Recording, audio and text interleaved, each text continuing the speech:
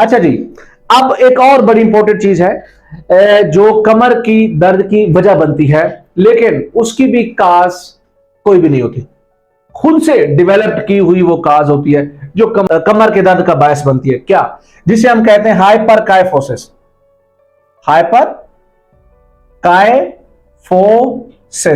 ये बात समझ में नहीं आएगी, लेकिन अगर आम जुबान में समझाऊं तो flat back. Flat back, flat back का मतलब कि कमर की कर्व खराब हो गया, D curvature, D curvature, D curvature of lumbar spine, के कमर की जो लो बैक है उसकी डी कर्व हो गया है। अगेन जैसा कि मैं बता रहा हूं कि नॉर्मली हमारे कमर पे कर्व होती है ये, जब मस्कुलर स्टिफनेस होती है और फिर मस्कुलर स्पैज्म होता है और वो ज्यादा देर तक रहता है, तो बॉडी अपने आप को सेट करने के लिए और पोस्चर खुद का मेंटेन करने के लिए अपने आप को इस तरह से सेट कर लेती है। तो हमारी जो कमर होती है उसकी कर्व खत्म हो जाती है। जब कर्व खत्म हो जाती है तो मोरे जब हम लेटरल व्यू से एक्सरे देखते हैं तो रीढ़ की हड्डी जो होती है, हमारी जो लंबर स्पाइन है, वो स्ट्रेट हो जाती है। जब वो स्ट्रेट हो जाती है, अब ये जो नॉर्मल कर्व है ना, इन मसल्स ने पट्ठों ने इसको होल्ड किया होता है, स्टेबल किया होता है। लेकिन जब उनका स्टिफनेस और हार्डनेस या उसका स्पैज्म होता है तो वो ज्यादा देर डिस्टर्ब रहने की वजह से उसकी कर्व को खराब करते हैं, और कर्व को खराब करते हैं तो फिर वो क्रोनिक पेन में चली जाती है।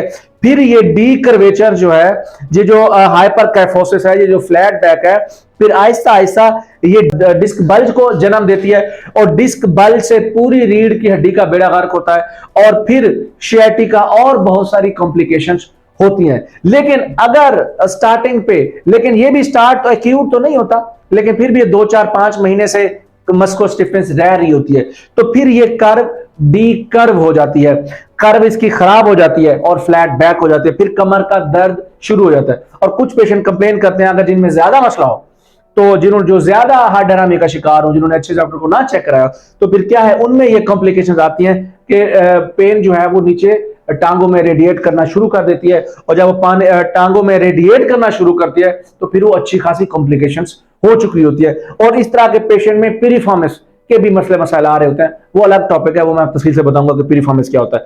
तो लेडीज एंड जेंटलमैन, तो अभी हम सिर्फ और सिर्फ अभी हाइपर कैफोसिस के बाद इसमें हम फिजियोथेरेपी को कैसे डील करेंगे, कि अगेन हमारे पास वही हीटिंग पैड, टेंस और अल्ट्रासाउंड, आईआर, ये चीजें मुख्तलिफ हमारी मोडेलिटीज होती हैं, कुछ मशीनरीज होती हैं जो हम कमर पे लगाते हैं। उससे होता क्या है, वो कमर पे जब लगाते हैं तो वो कमर के मोरों पे, पट्टों पे क्या करता है कि वो अपनी श्वाएं उसमें डालकर उसकी खून की गर्दिश को बढ़ा देता है। जब खून की गर्दिश बढ़ जाती है तो नए न्यूट्रिएंट्स आते हैं, और फिर हम इस कर्व को बहाल करने के लिए, फाइबर को कर्व ऐसे नीचे हम सपोर्ट देकर कुछ ऐसी एक्सरसाइज करवाते हैं, मैकेंजी एक्सटेंशन होती है और भी बहुत सारी उसके अंदर एक्सरसाइज होती हैं जो हम फिजियोथेरेपी में करवाते हैं। इस कर्व को मेंटेन किया जाता है, लेकिन इसका प्रोग्नोसिस थोड़ा सा लंबा होता है। इसका प्रोग्नोसिस ये है कि इसके ऊपर कम से कम कपल ऑफ वीक्स, 2 से 3 हफ्ते में फ्लैट बैक बिल्कुल खत्म हो जाती है, और पेशेंट बगैर किसी दवाई मेडिसिन के बिल्कुल बेहतरीन तरीके से अपनी अगली जिंदगी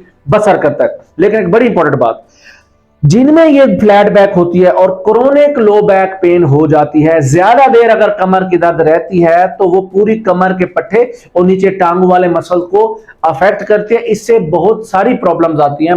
एक तो डेली लिविंग्स तबाह हो जाती हैं, और दूसरा जो सेक्सुअल लाइफ है, that is very much important for the man, के जो सेक्सुअल लाइफ है वो बहुत डिस्टर्ब होती है अगर ज्यादा देर के लिए कमर का दर्द परसिस्ट करेगा। तो क्यों? क्योंकि ये कमर हमारी जो L4, L1, 2, 3, 4, 5, S1, 2, ये जो चीजें होती है हमारी पूरी लोअर एक्सट्रीमिटी को सपोर्ट करती हैं।